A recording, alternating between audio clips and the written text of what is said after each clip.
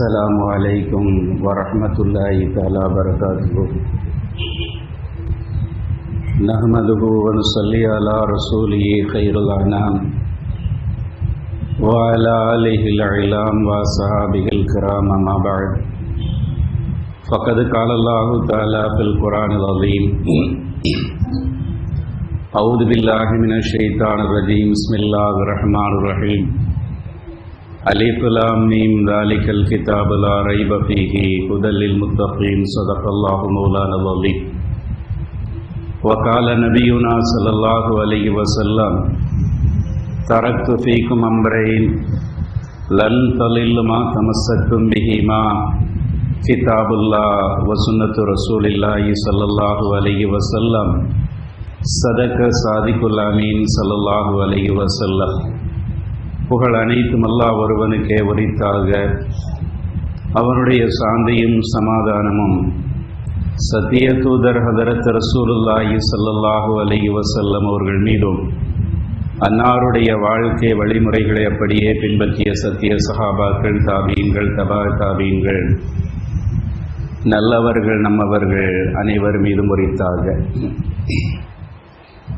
பேரன்புமிக்க பெரியோர்களே, சங்கைக்குரிய அல்லாஹ்வின் நல்லடியார்களே,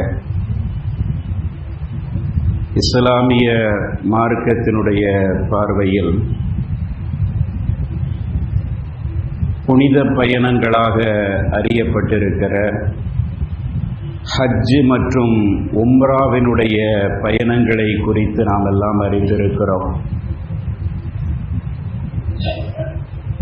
உலகின் எத்தனையோ பாகங்களுக்கு பயணம் செய்ய முற்பட்டாலும் கூட மக்காவிலே அமையப்பெற்றிருக்கிற கஅபத்துல்லாவை தரிசிப்பதற்காக, அதை தவாஃப் செய்வதற்காக உலகின் பல்வேறு பகுதிகளிலிருந்தும் செல்லப்படுகிற ஹஜ் மற்றும் உம்ராவுடைய பயணங்கள் இஸ்லாமிய கண்ணோட்டத்தில் புனிதமான பயணங்கள் என்று அறியப்பட்டிருப்பதை நாம் எல்லாம் அறிந்திருக்கிறோம். ஆனால் சமீப காலமாக உம்ராவிற்கான பயண ஏற்பாடுகளை நாங்கள் செய்து தருகிறோம். இங்கிருந்து உங்களை அழைத்து செல்வதிலிருந்து மீண்டும் உங்களை உங்களுடைய தாயகத்திற்கு அழைத்து செல்வது வரை உள்ள எல்லா ஏற்பாடுகளையும் நாங்கள் செய்து தருகிறோம் என்ற பெயரில் வணிகமயமாகிவிட்ட உம்ரா சர்வீஸுகளுடைய மோசடிகள் சமீப காலமாக அதிகரித்து வருவதை நாம் சமூக ஊடகங்களிலே அதிகமாக பார்த்து வருகிறோம். எல்லா சர்வீஸுகளையும் நாம் குறை சொல்லவில்லை. நியாயமான நோக்கத்தோடு, நியாயமான கட்டணத்தோடு எதை சொல்லுகிறார்களோ அதன் அடிப்படையில் செயல்படுகிற சர்வீஸுகளும் இருக்கிறார்கள். அதற்கு மாற்றமாக போலித்தனமாக பொருளாதாரத்தை மையப்படுத்தி மட்டுமே செயல்படுகிற மோசடிகரமான பல சர்வீஸுகளும் செயல்பட்டு வருகிறார்கள் என்பதைத்தான் இந்த இடத்தில் நாம் நினைவுபடுத்துகிறோம். சமீபத்திலே கூட இது மாதிரியான செய்திகள் அதிகமாக வந்து கொண்டிருப்பதை நாம் பார்க்கிறோம். என்ன சொன்னார்களோ அதன்படி செய்து தரவில்லை. என்ன மாதிரி இடத்தில் தங்களை தங்க வைப்போம் என்று சொன்னார்களோ அந்த மாதிரியான இடங்களில் எங்களை தங்க வைக்கவில்லை. என்னென்ன சௌகரியங்களை எல்லாம் செய்து தருவோம் என்று சொன்னார்களோ அதன்படி அவர்கள் நடக்கவில்லை என்று சென்று வந்தவர்கள் குறை சொல்லுவதையும், அதே மாதிரி அதற்கான ஏற்பாடுகளை செய்கிறோம் என்று பல கோடிக்கணக்கான ரூபாய்களை பல லட்சக்கணக்கான நபர்களிடம் வசூல் செய்துவிட்டு மொத்தமாக அதை சுருட்டி கொண்டு ஒரு பைசா கூட கொடுக்காமல் மோசடி செய்கின்ற நிலைமையும் அவ்வப்போது செய்திகளாக வந்து கொண்டிருப்பதை நாம் பார்க்கிறோம்.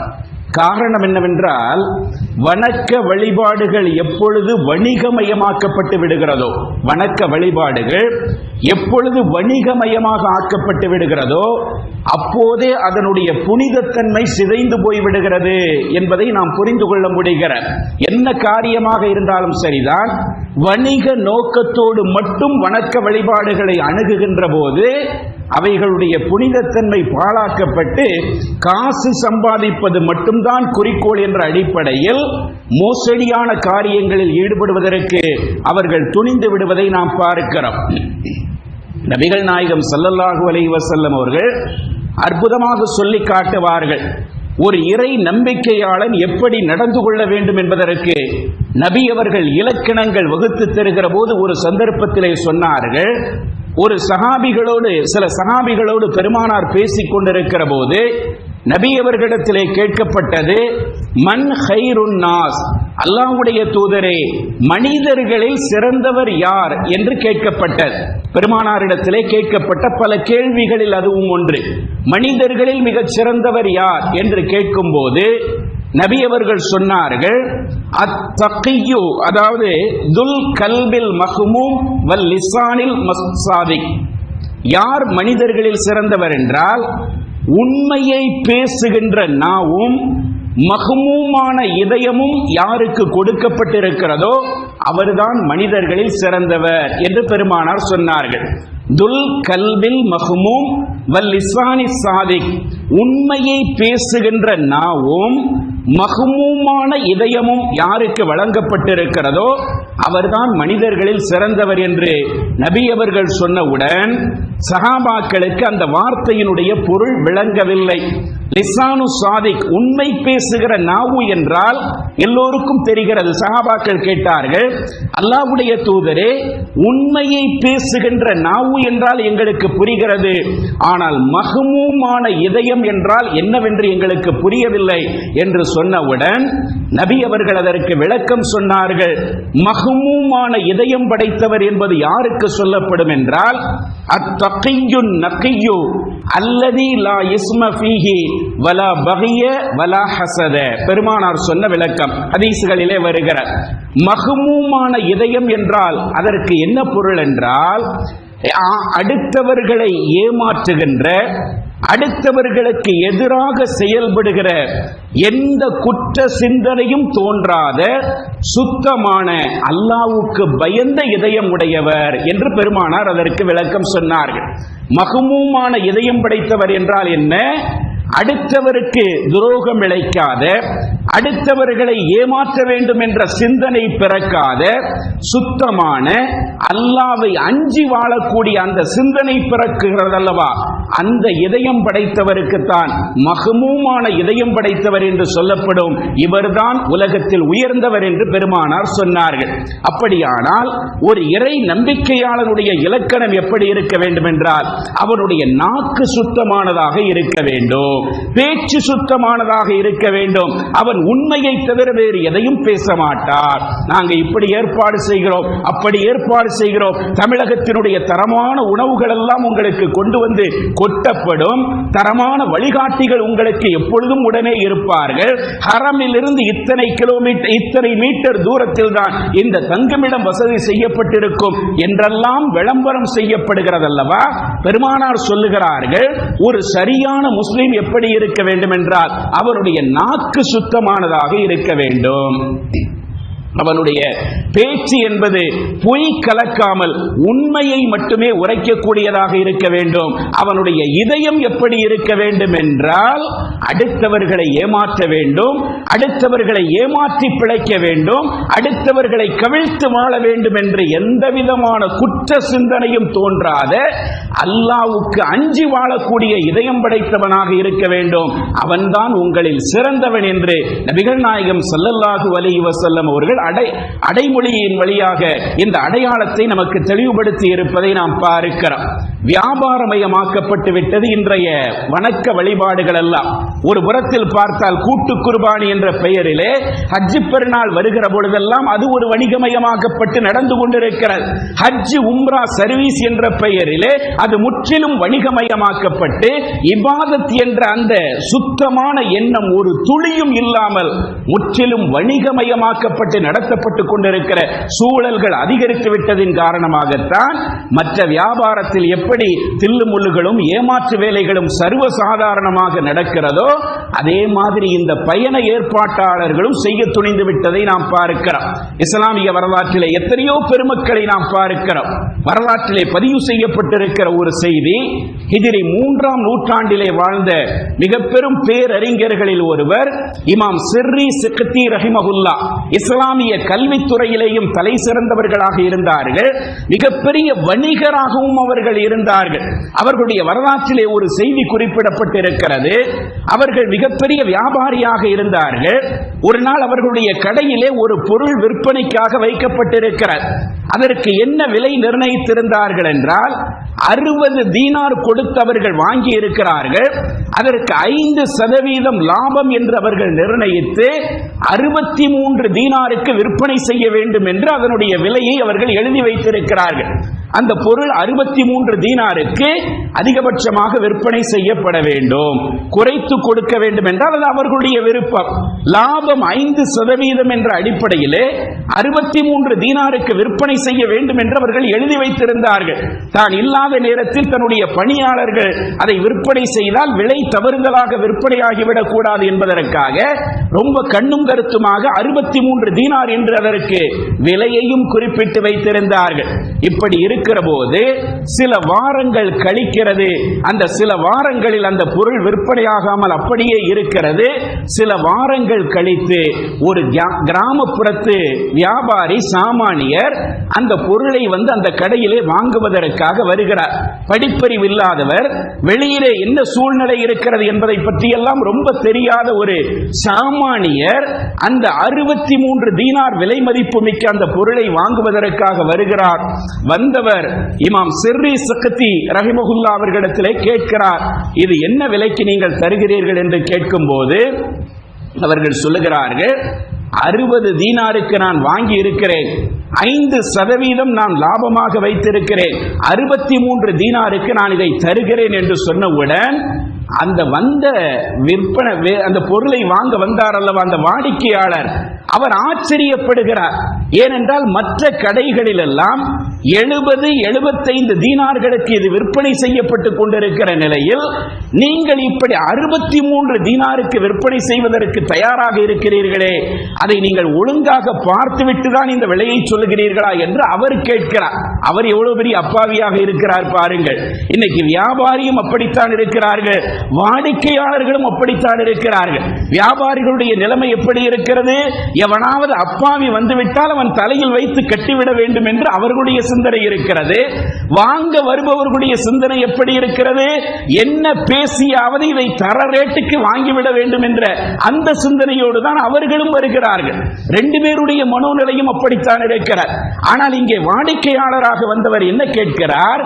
எல்லா கடைகளிலேயும் 70 தீனாருக்கும் 75 தீனாருக்கும் விற்பனை செய்யப்படுகிற இந்த பொருளை 63 தீனார் என்று சொல்லுகிறீர்களே, இது சரியான விலைதானா என்று அவர் கேட்க, அவர் விற்பனையை அந்த வியாபாரி சொல்லுகிறார், சிர்ரி சக்தி சொல்லுகிறார், சரியான விலையைத்தான் சொல்லுகிறேன், 60 தீனாருக்கு வாங்கி இருக்கிறேன், எனக்கு கிடைக்க வேண்டிய லாபம் 5%, 63 தீனாருக்கு நான் தருகிறேன் என்று சொன்னவுடன் அவர் சொல்லுகிறார், அந்த வாடிக்கையாளர் சொல்லுகிறார், இவ்வளவு குறைவான விலைக்கு இதை வாங்குவதற்கு எனக்கு மனம் வரவில்லை.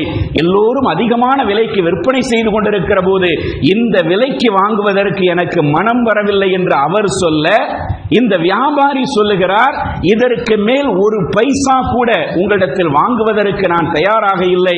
ஏனென்றால் இதற்கான விலையாக நான் 63 தீனார் என்றுதான் நிர்ணயம் செய்திருக்கிறேன். அதைவிட ஒரு தீனார் கூட அதிகமாக நான் வாங்குவதற்கு தயாராக இல்லை என்று சொல்ல, அவர் வாங்க மறுக்க, இவர் அதற்கு கூடுதலாக விற்பனை செய்ய மறுக்க, கடைசியில் அந்த வியாபாரமே நடைபெறாமல் அவர் அந்த பொருளை வாங்காமலேயே சென்று விட்டார் என்பதை வரலாற்றிலே பார்க்கிறோம். எவ்வளவு நீதமான, எவ்வளவு பெருந்தன்மையான வியாபாரிகளும் வாடிக்கையாளர்களும் இந்த உலகத்திலே வாழ்ந்திருக்கிறார்கள் என்பதை பாருங்கள். அல்லாஹ்வுடைய தூதர் சொல்லுவார்கள் அல்லவா, ஒரு வியாபாரத்திலே பரக்கத் இருக்கிறது. எந்த வியாபாரத்திலே விற்பவரும் வாங்குபவரும் பெருந்தன்மையாக எந்த வியாபாரத்திலே நடந்து கொள்கிறார்களோ அந்த வியாபாரத்திலே பரக்கத் இருக்கிறது என்று பெருமானார் சொன்னார்கள். நாம் ஒரு பொருளுக்கு ஒரு விலையை நிர்ணயித்திருக்கிறோம், அந்த விலைக்கு கொடுத்தால் தான் நமக்கு லாபம் கிடைக்கும் என்று நிர்மாணித்திருக்கிறோம்.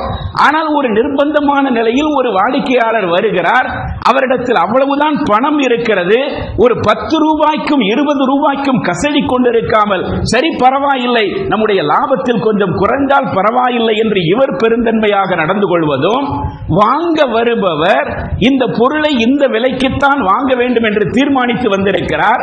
ஆனால் வியாபாரி கொடுக்க மறுக்கிறார். அவர் என்ன புரிந்து கொள்ள வேண்டும் என்றால், இவருக்கு இந்த விலைக்கு கட்டுப்படியானால் நிச்சயமாக நமக்கு கொடுத்து விடுவார் அல்லவா, இதற்கு மேல் இவருக்கு அழுத்தம் கொடுக்க கூடாது என்ற அந்த நாகரிக உணர்வும் வாங்குபவருக்கு இருக்க வேண்டும். இப்படி வாங்குபவரும் விற்பவரும் பெருந்தன்மையாக நடந்து கொள்கிறார்கள் அல்லவா, அந்த வியாபாரத்தில் பரக்கத் இருக்கிறது என்று பெருமானார் சொன்னார்கள். ரெண்டு பேருக்காக வேண்டி துஆ செஞ்சாங்க. அந்த வியாபாரிக்காகவும் துஆ செய்தார்கள், அந்த வாடிக்கையாளருக்காகவும் துஆ செய்தார்கள். இவர்களுக்கு அல்லாஹ் பரக்கத் செய்வானாக. ஏனென்றால் அவர்கள் தங்களுடைய கொடுக்கல் வாங்கலிலே ரொம்ப கராராக இல்லாமல் பேணுதலோடும் பெருந்தன்மையோடும் நடந்து கொண்டார்கள் என்ற அடிப்படையில் அவர்களுக்கு துஆ செய்திருப்பதை நாம் பார்க்கிறோம். சொல்ல வருகிற செய்தி என்னவென்றால், வியாபாரத்திலேயே இவ்வளவு பெருந்தன்மையோடும் நியாயத்தோடும் நீதியோடும் நடக்க வேண்டும் என்று இருந்தால் வணக்க வழிபாடுகளில் எவ்வளவு பேணுதலாக இருக்க வேண்டும். உம்ரா பயணங்கள் என்பது, ஹஜ் சர்வீஸ்கள் நடத்துவதென்பது, வணிகம் என்பது ஒரு நோக்கமாக இருந்தாலும் கூட, பொருளாதாரத்தை சம்பாதிக்க வேண்டும் என்பது ஒரு நோக்கமாக இருந்தாலும் கூட, அதையும் தாண்டி அது ஒரு புனித பயணத்திற்கான ஏற்பாடு. அந்த பயணத்திற்காக அழைத்து செல்பவர்களிடத்திலே நாம் ரொம்ப நேர்மையோடு நடந்து கொள்ள வேண்டும். அவர்களை ஏமாற்றி பிழைக்க வேண்டும் என்று நினைக்க கூடாது. நமக்கு குறைந்த லாபம் கிடைத்தாலும் பரவாயில்லை, சிறப்பான சேவையை செய்ய வேண்டும் என்ற அந்த எண்ணம் இருக்க வேண்டும் என்பதைத்தான் இந்த நிகழ்வின் மூலமாக, இந்த செய்திகளின் மூலமாக நாம் புரிந்து கொள்வதற்கு கடமைப்பட்டிருக்கிறோம். வணக்க வழிபாடுகளிலே கூட இப்படி ஏமாற்றுகிற ஒரு நிலை உருவெடுத்து விட்டதென்றால் காரணம் என்னவென்றால், இந்த உலகத்தை குறித்த பார்வை அவர்களுக்கு சரியாக இல்லை.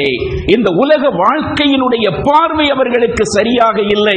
மரணத்தை குறித்த சிந்தனை அவர்களுக்கு இல்லை என்பதைத்தான் இதையெல்லாம் காட்டிக் கொண்டிருக்கிறது என்பதை நாம் புரிந்து கொள்வதற்கு கடமைப்பட்டிருக்கிறோம். இந்த உலகத்தில் நாம் என்ன கொண்டு சென்று விட போகிறோம், எவ்வளவு சம்பாதித்தாலும், எவ்வளவுதான் அடுத்தவனை ஏமாற்றி பிழைத்தாலும், அடுத்தவரிடத்திலே வஞ்சகத்தன்மையோடு நடந்து கொண்டு சம்பாதித்தாலும், இந்த உலகத்திலிருந்து பிரிகிற போது நாம் என்ன கொண்டு செல்ல போகிறோம்? ஒன்றையும் கொண்டு செல்ல போவதில்லை. ஒரே ஒரு கஃபனாடையை தவிர, அந்த ஆடையை தவிர இந்த உலகத்திலிருந்து எதையும் நாம் எடுத்து செல்ல போவதில்லை. நாம் கைகளிலே அணிந்திருப்பவைகள், கழுத்துகளிலே அணிந்திருப்பவைகள் எல்லாம் உருவப்பட்டுவிடும். ஒரே ஒரு ஆடைதான், அதுவும் விலை மலிவான ஆடைதான். எவ்வளவு பெரிய பணக்காரராக இருந்தாலும் விலை உயர்ந்த பட்டாடையெல்லாம் உடுத்தி அவர்கள் அலங்கரித்து அங்கே அடக்கம் செய்ய மாட்டார்கள். விலை மலிவான ரொம்ப சாதாரண கடைகளிலே கிடைக்கின்ற அந்த கஃபன் ஆடைதான் கடைசியாக நம்முடைய உடம்போடு பயணிக்க போகிறது. இந்த உண்மையை உணராததின் காரணமாகத்தான் உலகில் வாழும் காலங்களிலே அப்படி சம்பாதிக்க வேண்டும், இப்படி சம்பாதிக்க வேண்டும், எப்படியாவது பணத்தை திரட்ட வேண்டும் என்ற அந்த பேராசைதான் இது மாதிரியான தவறுகளுக்கு நம்மை காரணமாக ஆக்கி விடுகிற. வரலாற்றிலே ஒரே ஒரு செய்தியை மட்டும் சொல்லிக்கொண்டு முடித்துக் கொள்கிறேன். அதாவது இஸ்லாமிய வரலாற்றிலே இஸ்லாமிய நிலப்பரப்பை மிக அற்புதமான முறையிலே ஆட்சி செய்த ஆட்சியாளர்களில் ஒருவர் மாமன்னர் ஹாரூன் ரஷீத் பாதுஷா. 23 ஆண்டுகள் இஸ்லாமிய நிலப்பரப்பை கட்டி ஆண்டிருக்கிறார்கள். ஹிஜ்ரி 170 193 வரை கிட்டத்தட்ட 23 ஆண்டு காலங்கள் மிகப்பெரிய வளமை மிக்க, வளம் சிறந்த, வளம் குளிக்கின்ற ஒரு நிலப்பரப்பை கட்டி ஆண்ட பேரரசர்களில் ஒருவர்.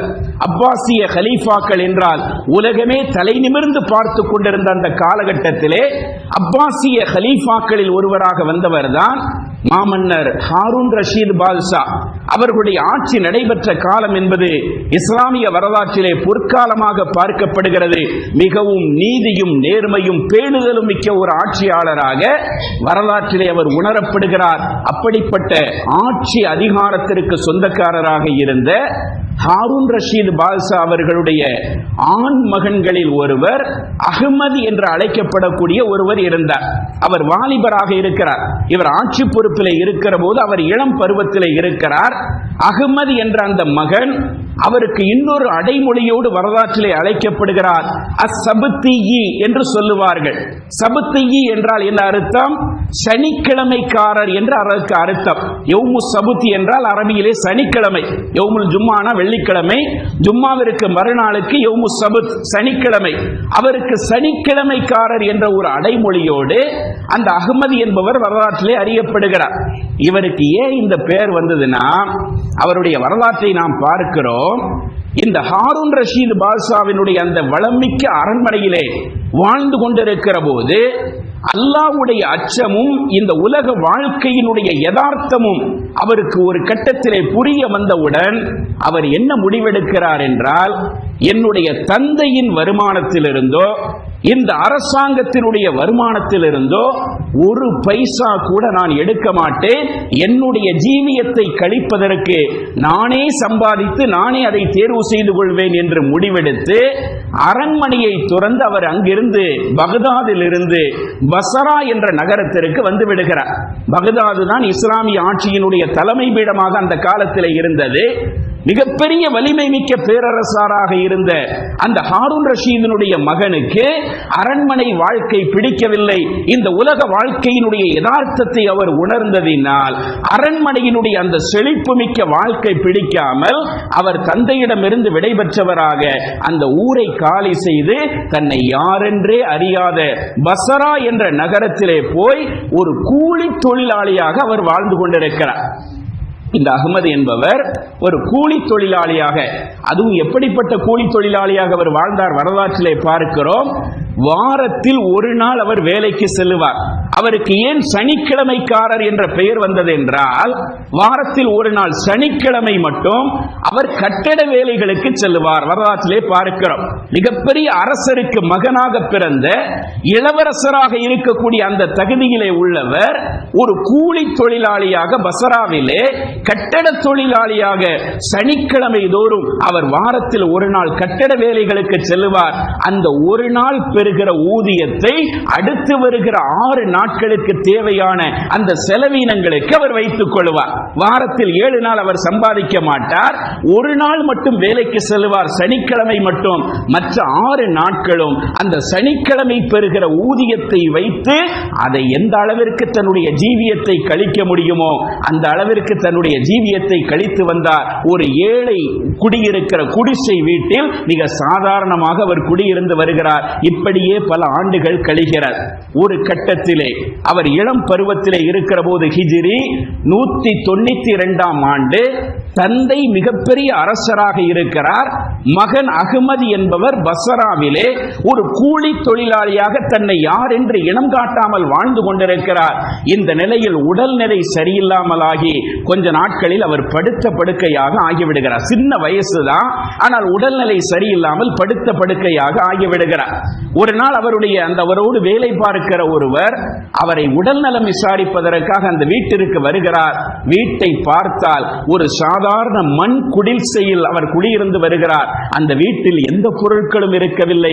ஒரு சில ஆடைகள் இருந்தன, ஒரே ஒரு விரிப்பு இருந்தன, ஒரே ஒரு தலையணை. இதை தவிர வேறு எந்த பொருட்களும் இல்லாமல் மிக எளிய நிலையில் அவர் அந்த படுத்த படுக்கையாக கிடக்கிறார். அவரிடத்தில் நலம் விசாரிக்கின்ற போது அந்த அஹ்மது சபுத்தி என்பவர் சொல்லுகிறார், தன் கையிலே அணிந்திருந்த ஒரே ஒரு மோதிரத்தை கழட்டி கொடுத்து, நான் இந்த மோதிரத்தை உங்களிடத்திலே ஒப்படைக்கிறேன், நான் மரணம் அடைந்து விட்டேன் என்று சொன்னால் இந்த மோதிரத்தை நீங்கள் எப்பொழுதாவது ஆட்சியாளர் ஹாரூன் ரஷீதை சந்திக்கின்ற வாய்ப்பு கிடைத்தால் இந்த மோதிரத்தை அவரிடத்திலே நீங்கள் ஒப்படைத்து விட வேண்டும்.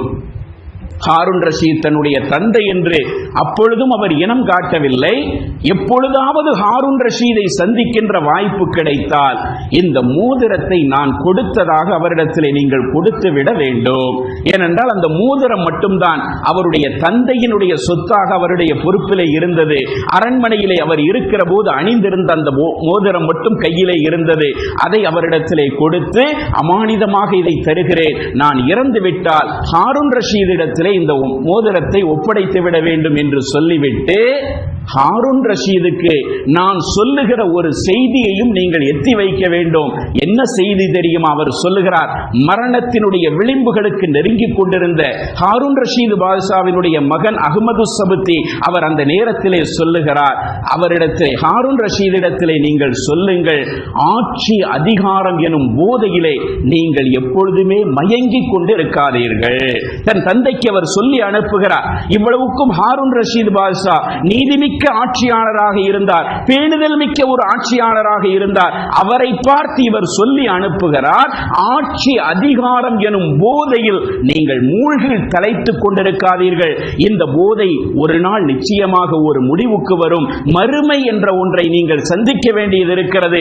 அந்த நாளில் இந்த ஆட்சி அதிகாரம் என்பது உங்களுக்கு கை சேதமாக அமையும். அல்லாஹ்வுடைய சன்னிதானத்தில் இந்த ஆட்சி அதிகாரத்தை குறித்த கேள்வி கணக்குகளுக்கு நீங்கள் பதில் சொல்லி ஆக வேண்டும். அந்த நாளில் நீங்கள் கை செய்தப்பட்டால் அதன் மூலமாக எந்த பயனும் கிடையாது.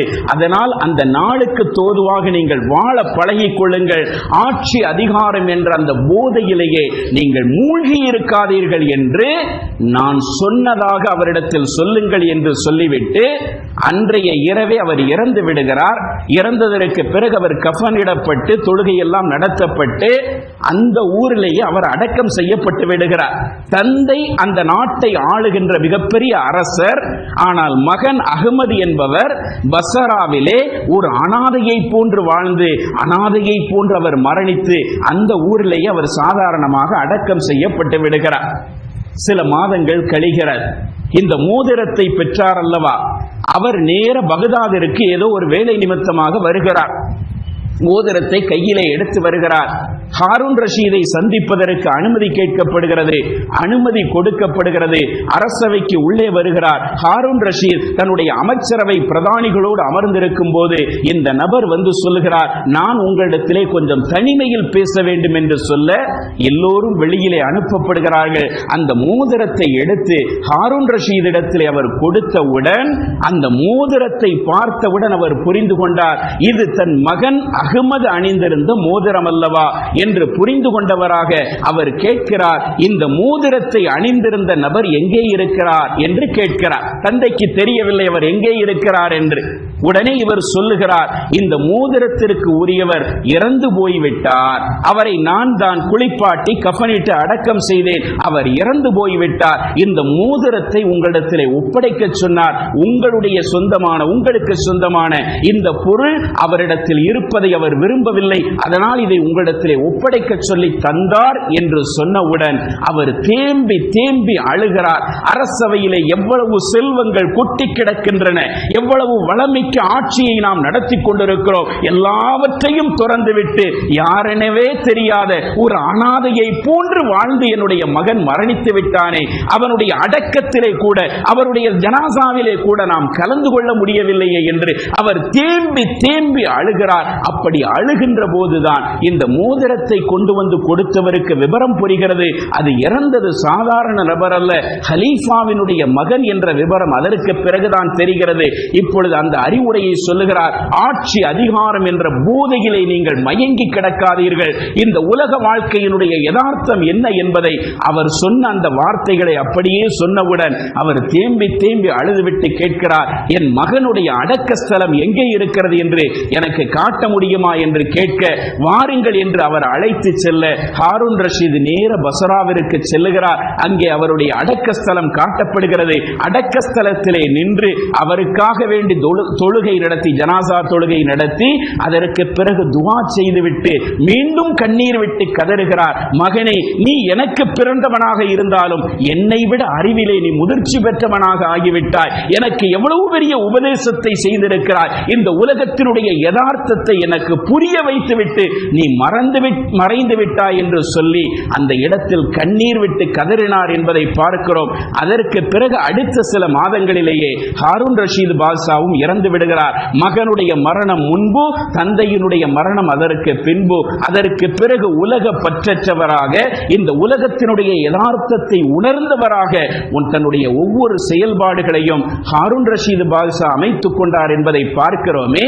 இந்த வரலாறு நமக்கு எதை சொல்லுகிறது என்றால், இப்படி புனித பயணங்கள் அனைத்து செல்லுகிறோம் என்ற போர்வையிலே, ஹஜ் உம்ரா சர்வீஸ் என்ற போர்வையிலே அதிலேயும் கூட மோசடி செய்ய துணிகிறார்கள் என்றால், இவர்களுக்கு இந்த உலக வாழ்க்கையினுடைய பார்வை சரியாக இல்லை. இந்த உலகத்தினுடைய யதார்த்தத்தை அவர்கள் புரியவில்லை. இந்த உலகத்தினுடைய பொருளாதார மோகம் அவர்களை இந்த அளவிற்கு கொண்டு போய் சேர்க்கிறது என்பதை நாம் புரிந்து கொள்வதற்காக சொல்லுகிறோம். ஆக வணக்க வழிபாடுகள் என்பது எப்பொழுது வணிகமயமாக்கப்படுகிறதோ அப்பொழுது அதனுடைய புனிதத்தன்மை என்பது சிதைக்கப்பட்டு விடுகிறது. அதனால் பொருளாதார மோகத்தில் இவைகளிலேயும் கூட மோசடி செய்ய துணிந்து விடுகிறார்கள். அதே நேரத்திலே பணம் கொடுத்து ஏமாறுபவர்களும் இதிலே விழிப்புணர்வோடு இருக்க வேண்டும். ஏனென்றால் அல்லாஹ்வுடைய தூதர் சொல்லுவார்கள் அல்லவா, லா யுல்தவுல் மூமினு ஃபீ ஜுஹுரின் வாஹிதின் மர்ரத்தைனி, ஒரு மூமின் ஒரே பொந்திலே 2 முறை கொத்தப்பட மாட்டான். ஒரு பொந்திலே தெரியாமல் கையை விட்டுவிட்டோம், ஏதோ ஒரு விஷஜந்து நம்மை தீண்டி விட்டது என்று சொன்னால் அடுத்த முறை நாம் சுதாரித்துக் கொள்ள வேண்டும். அதுதான் ஒரு இறை நம்பிக்கையாளனுக்கு அழகு. 2வது முறையாகவும் ஏமாறுபவன் ஒரு மூமினாக இருக்க முடியாது என்ற எச்சரிக்கையை பெருமானார் சொல்லுவார்கள் அல்லவா. அதே அடிப்படையிலே இது மாதிரியான புனித பயணங்கள் ஏற்பாடு செய்யக்கூடியவர்கள் இது சரியான நிறுவனங்கள் தானா, சரியான முறையில் தான் செயல்படுகிறார்களா என்பதை விழிப்புணர்வோடு அதை ஆராய்ந்து அதிலே நாம் பயணித்தோம் என்று சொன்னால் நாமும் ஏமாறாமல் இருப்போம். இது மாதிரி ஏமாறுபவர்களுக்கு வழிவகைகள் செய்யாமல் இருப்பதற்கு அது காரணமாக இருக்கும் என்ற அடிப்படையில் எல்லாமல்ல அல்லாஹு தஆலா இபாதத்துக்களை இபாதத்துக்களாக பார்க்கிற மனோநிலையை எல்லா மக்களுக்கும் கொடுத்தருள் புரிவானாக. வணக்கங்களை வணிகமயமாக்குகிற அந்த சூழலிலிருந்து இந்த சமுதாயத்தை அல்லாஹு தஆலா முழுமையாக பாதுகாத்து அருள் புரிவானாக. வாஹிர் தாவானா அனில் ஹம்துலில்லாஹி ரப்பில் ஆலமீன். ஸலாமு அலைக்கும் வரஹ்மத்துல்லாஹி தஆலா வபரகாத்துஹு.